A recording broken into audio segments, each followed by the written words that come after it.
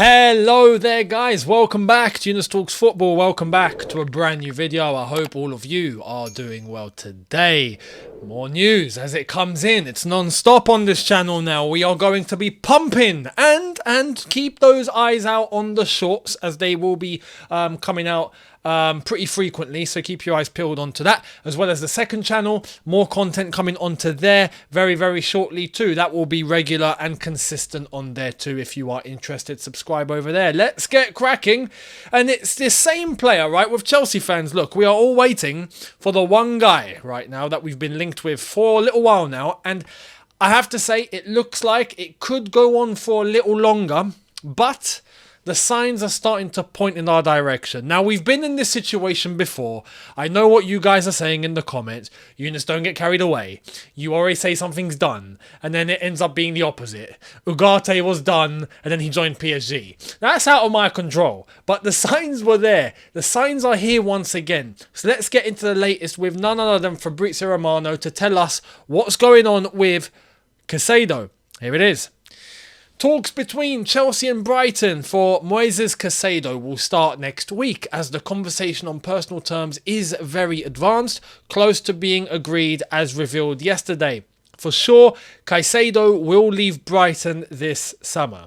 So, it does seem like personal terms not an issue.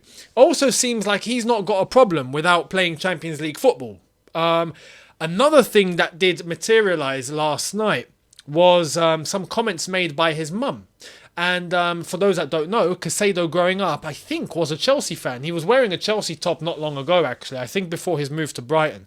But his idol and who he wants to replicate is none other than N'Golo Kante. So, with Kante going, I think it's only right Caicedo comes in. It's a shame we never really got those two to play together, because I think for Caicedo that would have been a dream come true. But if there's going to be one man to replace N'Golo Kante, could actually be this guy. So Caicedo seems to have at least a genuine internal link to Chelsea. And despite no Champions League football, wants to play for us. And we can't ask for more than that. So keep eyes on this. Obviously, I will keep you guys posted. Have to be honest, with the way that Fabrizio is talking, it seems like the actual deal won't be done very quickly. And although Brighton want 80 million and whatnot, they are happy to take one of our players. Chelsea have insisted it will not be Levi Colwill. So Brighton, forget it. It's not Levi Colwill. He's not going anywhere. He's not for sale. You can take anyone else. And I hope it's going to be Conor Gallagher. Chalobah, I wouldn't mind, but I reckon Gallagher could be the guy to go to Brighton. Why I say that? Because midfielder for midfielder, also on the basis of less money because we include a player, as well as that, even for Conor Gallagher, I think Brighton is a good team for him. I think it's perfect to enable him to at least try and establish his level. Brighton is a good place to try and do that with freedom and with time. So I think it's a deal that would be a win-win for everybody. And we'll see what happens. But that doesn't seem like it's going to be done very quickly. Now, I have stressed this. I do reckon that we need to get this done as quickly as possible. And why? Because Manchester United, they're the one club right now that we know are at least somewhat interested in Caicedo, that have the possibility of coming in and taking control of the whole thing if they want to, just like that. If their new ownership gets sorted quick, we have to act fast. I understand it won't be fast, it won't be imminent, but please, get a move on. Get this done ASAP, please. If not, Brighton are going to be happy to wait for a bidding war. And we can't compete with Manchester United if they get taken over by the Qataris, which they have and they will. So we've got to be careful there. That's the latest with Caicedo. It's looking good on the player side. Then again, it also looked good on the player side for other players that didn't join us in the end. So, yeah, it looked good for Rafinha, didn't it? Looked good for Ugarte. Looked good for quite a few lads, and they didn't come. So, we have to be careful. Now, let's get into the latest from David Ornstein in and around Mason Mount and Kai Havertz, because they both come hand in hand when it comes to this topic. Here it is. David Ornstein says Arsenal initially targeted Mason Mount, But once it emerged that his preference is to join Manchester United, the focus shifted to Kai Havertz. And this is a Man United page obviously saying he only wants us. Yeah, you keep telling yourselves that. Yeah. Like, anything that's going to get this deal across the line, I'm happy with. So, yeah, he wants United. He actually does, to be fair. But Arsenal wanted Mason Mount, it seems, and they didn't get him, so they've turned to Kai Havertz.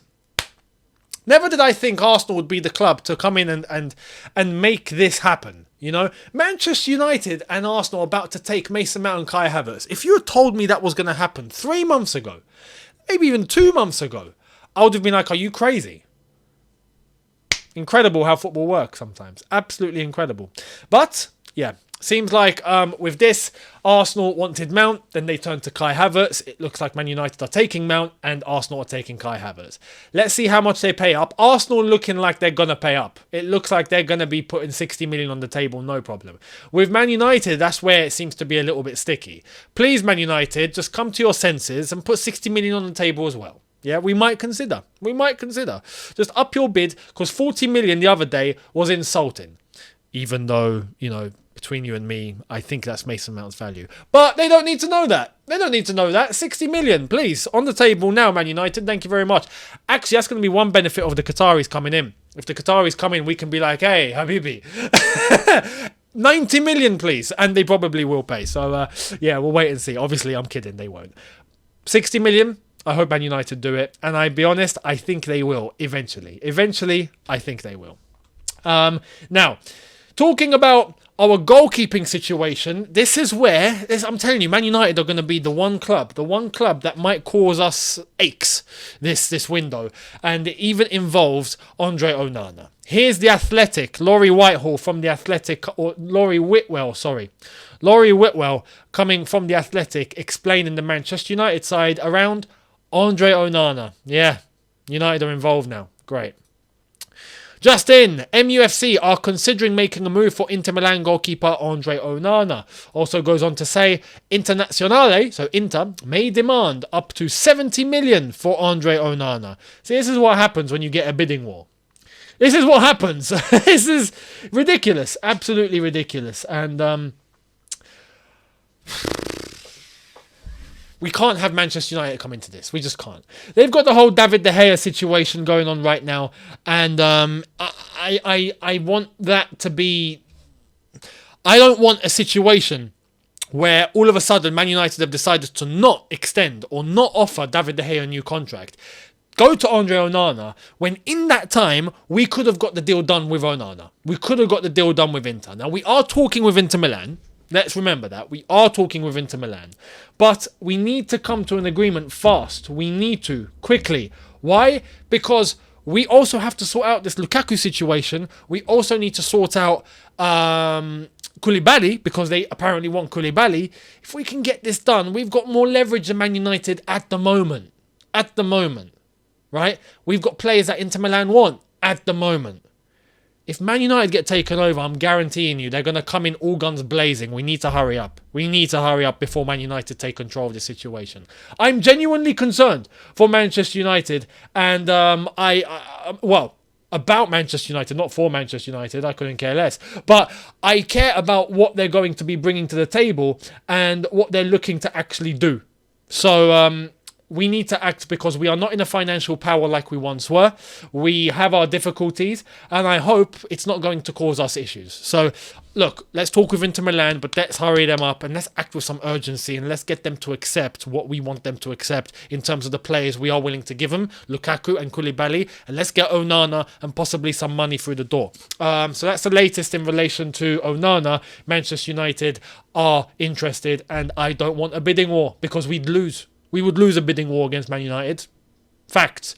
We can't be spending 80 and 70 and 90 and 100 all over the place. We can't do that anymore. At least for now. Because the club just won't do it. I'm not saying we can't do it. We can. We've just spent 600 million in 2 windows. Not a problem. But we're not going to go down that route now, because the club have chosen not to. So we have to work within our constraints. Now, talking about working within our constraints, Miguel Delaney, who I have to say has been half reliable, half not reliable, but of the Independent and is a predominant Arsenal voice, has come out with the latest in regards to Lavia. Yeah, So put 2 and 2 together. What does that mean? Arsenal are not only just interested in Kai Havertz, and they're doing that. They're not interested in just Declan Rice. They're doing that. They want Lavia too. One of our targets. What a surprise. Here it is. Arteta seeking to make new midfield with Rice and Romeo. Another bid to go in for Rice. Still interest in Caicedo, but seen as less likely as Chelsea move in. But that may bring Havertz. And I think he's a little behind, if I'm being completely honest, on that assessment. Because Rice will happen. I've said this for a while. Rice will go to Arsenal. Havertz is going to Arsenal if we can just come to a deal with them in terms of money. They have withdrawn their interest from Caicedo because they are about to get Declan Rice.